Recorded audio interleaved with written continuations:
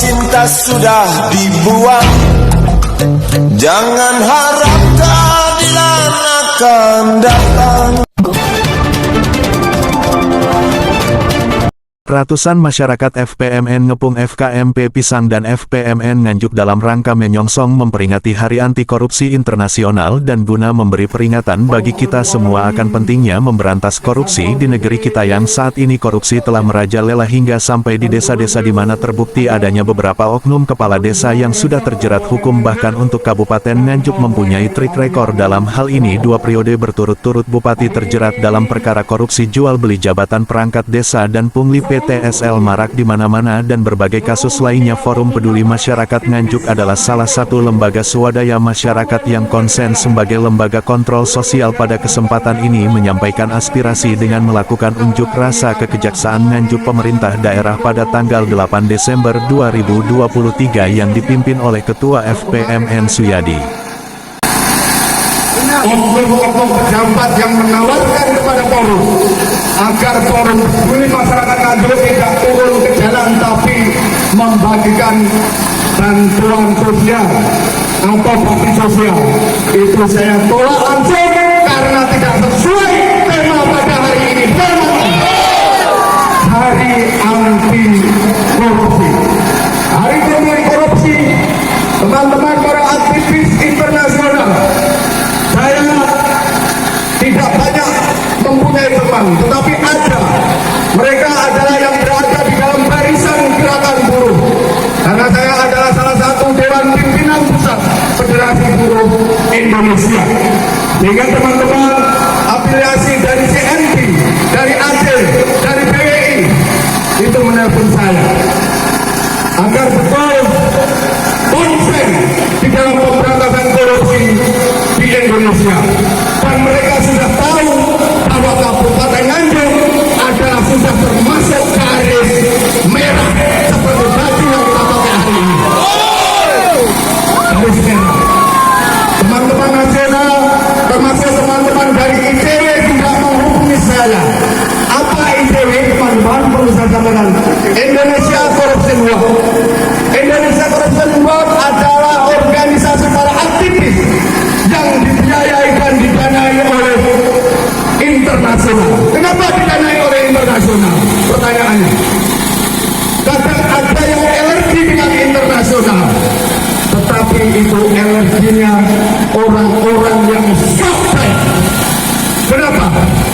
Bahwa kita hari ini tidak bisa pakai baju bagus kalau tidak ada perhatian internasional. Perhatiannya apa? Kita diberi pinjaman oleh dunia internasional, yang pinjaman itu walaupun tidak tepat sasaran, yang harusnya pinjaman-pinjaman dunia itu ditujukan kepada infrastruktur pembangunan terhadap sumber daya manusia, terhadap lingkungan. Namun lagi-lagi disalahgunakan, masuk sakunya para koruptor. Luar biasa, Indonesia mengajukan proposal untuk bantuan masyarakat untuk pembangunan, tapi mengenai kantongi para pejabat.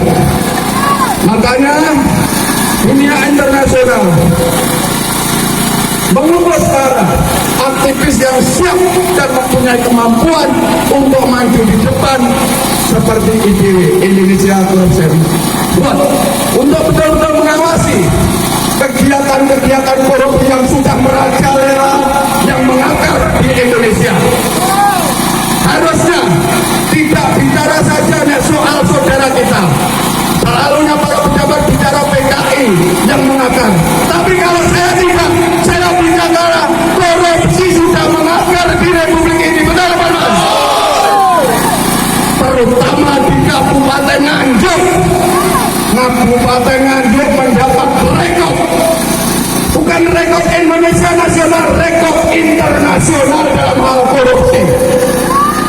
Apa rekornya? Adalah 2 bupati kita berturut-turut masuk lokal, masuk penjara karena korupsi. Rekor nasional dan rekor internasional. Yang mana?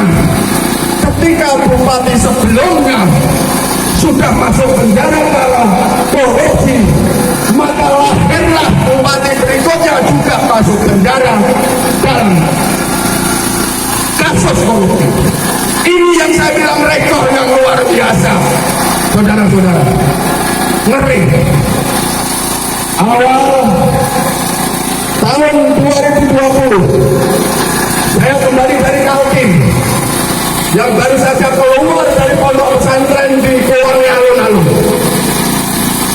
Saya datang dari Kaltim dan ketemu pada saat itu PJ Bupati Saudara Marhen Kumati. Apa yang dikatakan pada saya, apakah itu serius atau guyon? Nganjuk petang. Apa maksudnya nganjuk petang dekat? Ternyata keadaan di Nganjuk sekarang sudah saya kaji. Sekarang sudah saya simpulkan, petang dekat itu adalah dalam rangka kegiatan nyolong-nyolong, maling-maling, orang ketok dari Kabupaten Nganjuk. Petang dekat. Siapa yang mengakibatkan keadaan Nganjuk petang dekat? Apakah uang korupsi? Apakah peluang korupsi? Kalau saya katakan tidak. Yang mengakibatkan Kabupaten Nganjuk petang dekat adalah matinya para penegak hukum. Betul benar? Betul. Isam. Obat. Jadi artinya keadaan petang dekat itu ternyata adalah diakibatkan karena para penegak hukum sudah membiar kabeh. Ada yang bertanya, apakah polisi bukan penegak hukum? Polisi secara umum adalah menjaga keamanan negara, dalam negara. Secara umum, di kepolisian ada dibutuhkan sebagai diantaranya adalah penegakan hukum yang secara umum di resimen kriminal, yang secara khusus adalah yang terkait korupsi di tipikor. Demikian di kabupaten kota ada kejaksaan. Di kejaksaan ini khusus korupsi ada namanya Pitsus, tindak pidana khusus. Ini ada. Teman-teman sekalian, ini keuntungannya forum. Sing kupingnya selalu dibuka untuk mendengar keluhan dan masukan masyarakat. Saya mendapat masukan dari masyarakat kejahatan yang dilakukan kejaksaan Kabupaten Nganjuk baru saja. Apa? Ada rekayasa 2 kasus kejaksaan ini, saudara-saudara. Satu adalah terkait pupuk bersubsidi yang kerugiannya adalah sekitar 800 juta. Bicara pupuk bersubsidi, artinya ini terkait uang negara. Kalau terkait uang negara, kejahatannya disebut adalah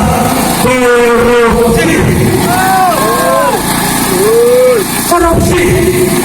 Tetapi dalam kasus pupuk tadi diputus, direkayasa dengan tindak pidana umum, kejahatan umum, makanya hukumannya enteng. Pasti kalau tindak umum, pidana umum hukumannya enteng. Kalau tindak pidana khusus lebih berat. Karena di aturan berikutnya ada PP 99 dikhususkan. Jadi kerugian 800 juta hanya divonis 4 bulan oleh pengadilan Kulon kalau pengadilan biasa. 4 bulan, ayo. Kemudian ada kasus solar. Orangnya di dalam LP, saya tahu. Tahu saya. Lengkono tak pasang leren. Petang dekat Nganjuk iso tak delok. Kasus Solar itu juga adalah minyak bersubsidi. Tipikal tindak pidana khusus kejaksaan, tapi berperan menjadi tindak pidana umum. Dan lagi-lagi langganan putusannya adalah 4 bulan. Luar biasa. Kenapa kalau luar biasa? Tidak usah saya bandingkan yang lain-lain. Tidak usah saya bandingkan dengan informasi. Saya bandingkan dengan diri saya dan teman-teman saya. Saya hanya sebuah gerendel yang kerugiannya pemerintah daerah Nganjuk 750.000. Saya dipenjarakan selama 8 bulan. Betul memang? Apa gak bajingan? Apa gak kurang ajar? Kejaksaan dan pengadilan negeri Nganjuk bodoh-bodoh bajingan. Ayo coba. Kalau saya karena gerendel 750.000, saya dipidana 8 bulan. Tetapi pupuk bersubsidi, solar bersubsidi 800 juta hanya dipidana 4 bulan. Luar biasa. Luar biasa. Saudara belajar hukum, saya juga belajar hukum. Sama ilmunya. Tapi tahu saya, saudara tidak pernah praktek, saya praktek. Saya pernah dihukum, tapi saudara tidak pernah dihukum. 3 kali saya dihukum, kasus-kasus rekayasa seperti ini. Ketika kasus dengan PT Kiani Kertas Nusantara di Kalimantan Timur tahun 2006, saya masuk penjara 5 bulan 16 hari. Ini pada gerakan buruh. Yang kedua adalah kasus Bumi Resort Group di bawah Abu Rizal Bakri. Saya masuk 1 tahun 5 bulan. Ini juga gerakan buruh.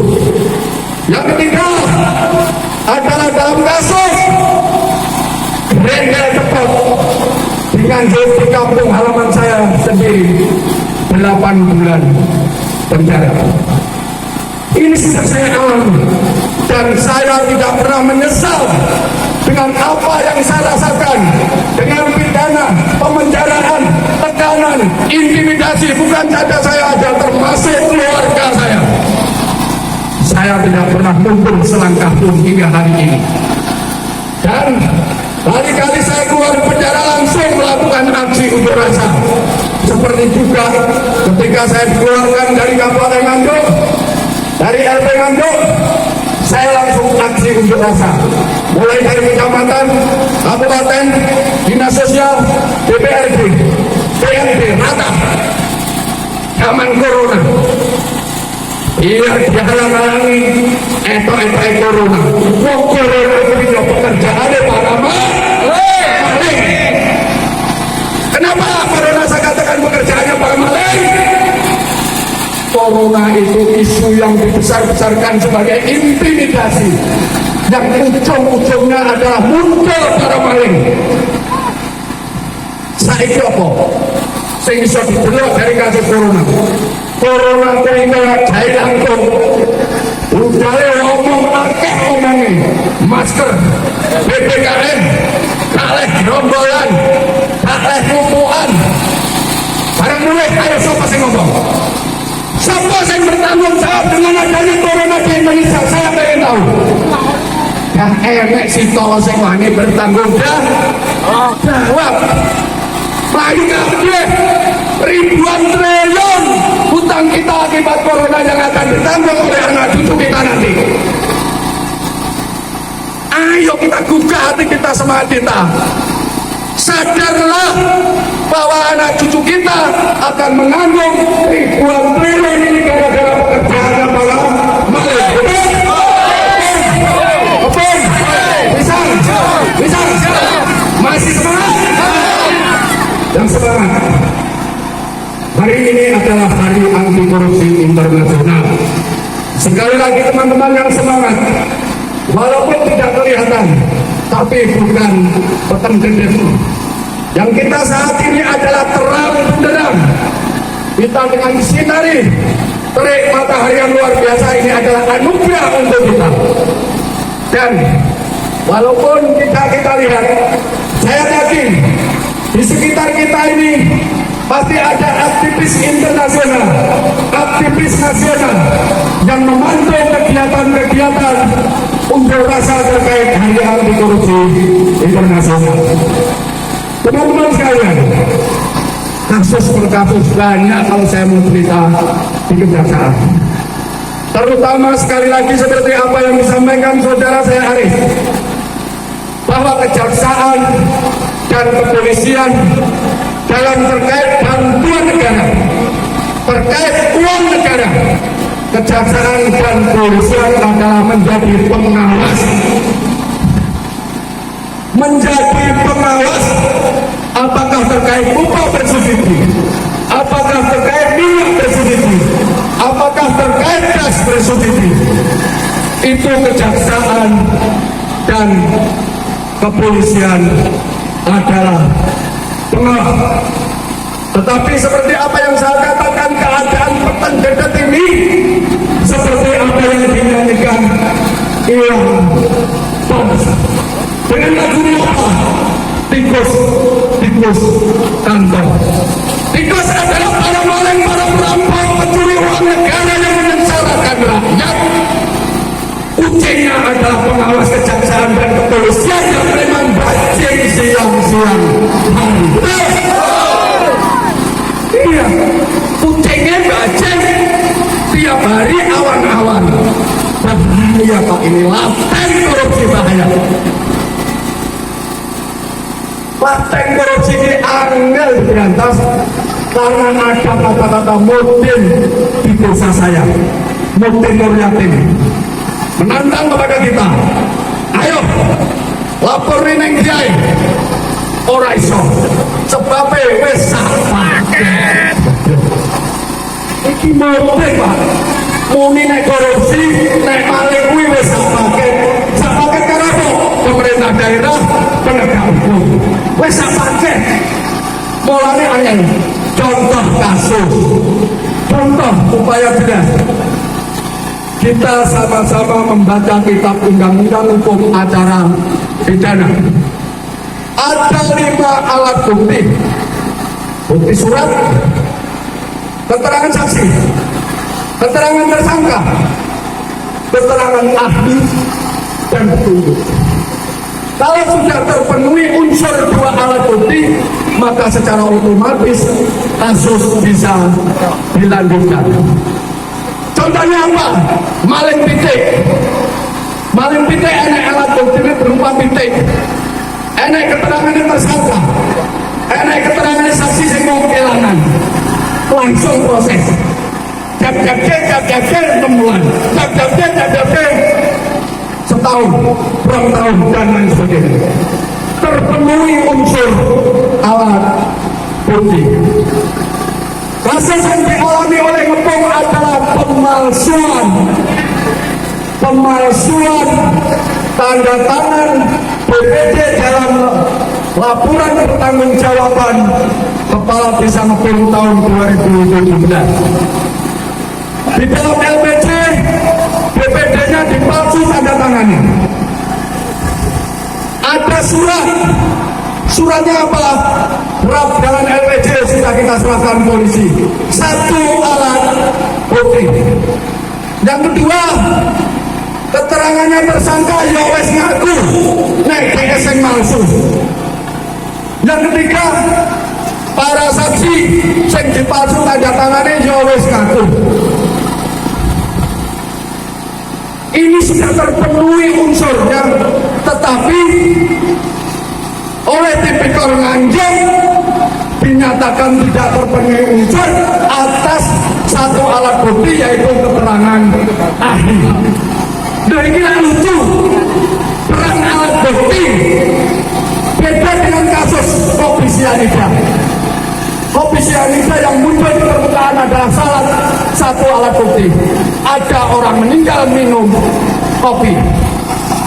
tetapi tidak tahu siapa yang memberikan, sehingga perlulah adanya.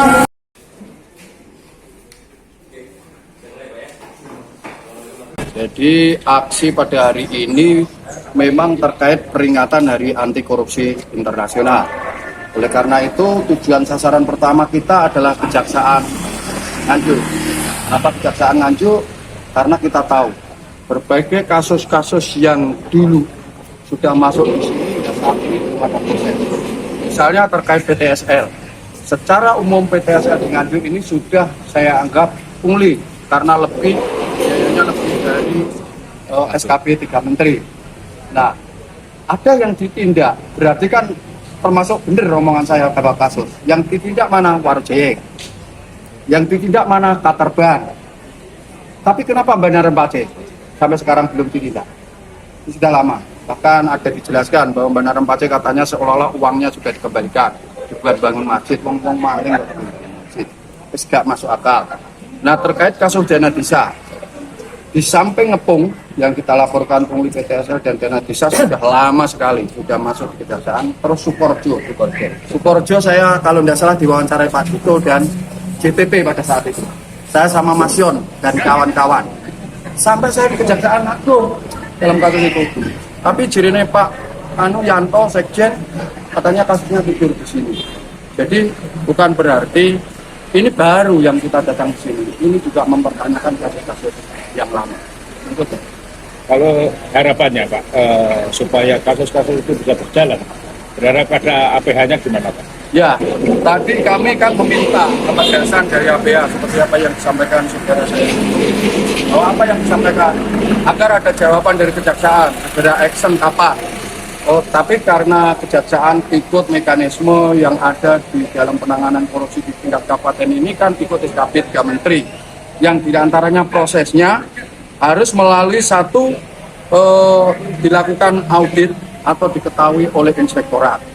Makanya kebetulan hari ini ya yang dari keterangan notulen dari kejaksaan bahwa ini semua harus melalui inspektorat. Oleh karena itu kita kan habis ini aksinya ke kabupaten Pemda. Kebetulan kemarin di Pemda khusus ngepung apa yang disampaikan di Pemda oleh PMD bahwa ngepung itu jelas sudah diakui 11 belum dilaksanakan. Sementara dana desa yang belum cair adalah Permendik 3 adalah 20%. Pasti waduh atau. Nah, kemarin yang disampaikan oleh PMD bahwa dana desa tidak akan dicairkan lagi yang untuk termin ketiga untuk menyelamatkan uang negara. Tapi kan saya bertanya, pertanyaan saya, bagaimana pertanggungjawaban beliau yang istinta ini? Nah, itu yang tidak bisa dijawab oleh Pemda dan hari ini nanti di dalam aksi akan kami tegaskan supaya dalam tahun ini Pemda segera melakukan audit melalui inspektorat. Nah, dari hasil audit nanti kami yang kejaksaan lagi. Itu ya kira-kira kawan. Selain di kejaksaan nanti akan ada aksi di Pemda Pak ya? Pemda ya? Iya. Kira-kira apa yang akan disampaikan di sana Pak? Ya, di Pemda sama, hanya menindaklanjuti notulen dari kejaksaan ini, jawabannya kejaksaan. Bahwa proses penegakan hukum apakah di Tipikor Nganjuk atau di kejaksaan harus melalui dulu audit inspektorat. Batas waktu yang diberikan kepada APH untuk menindaklanjuti ini apa Pak kira-kira? Ya, sampai berapa lama? Asal nanti inspektorat yang kami kejar ini nanti. Mungkin kalaupun aksi kami ke inspektorat supaya segera melakukan audit. Dari hasil audit ini saya bawa kejaksaan. Nah, kalau di kejaksaan saya tidak batasi waktu. Batasannya asal terpenuhi alat bukti ya kita obrak-obrak kejaksaan. Tolong jelaskan sebenarnya.